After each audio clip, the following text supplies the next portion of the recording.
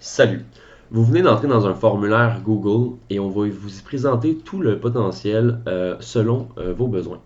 Donc, on va, à travers différentes questions, développer un parcours non linéaire, à travers lequel vous allez pouvoir faire des choix qui vont m'indiquer si vous voulez une formation de base, c'est-à-dire comment utiliser facilement la technologie du numérique, comment construire facilement ses propres outils qui vont être rentables pour des années et des années à venir. Donc, le bâtir pour soi-même, c'est déjà très, très rentable, c'est sûr. On va vous montrer comment. C'est pas très compliqué avec tout ce que vous avez déjà comme matériel. Là, assembler un bon outil numérique pour avoir un suivi auprès de l'élève à distance. Ça se fait en moins de 5 heures, selon moi.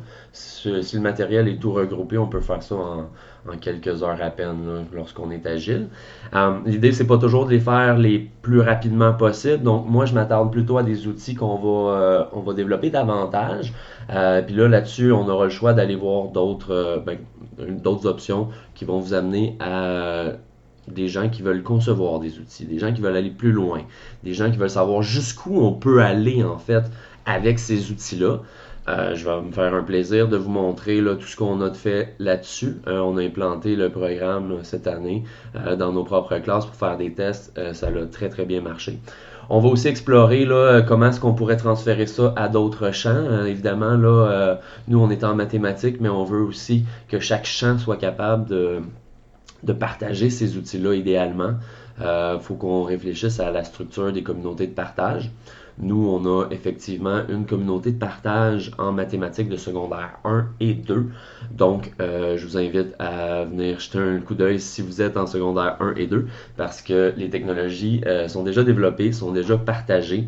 Ils s'utilisent quand même très bien, presque toutes seules, mais en fait, c'est un complément à l'enseignement.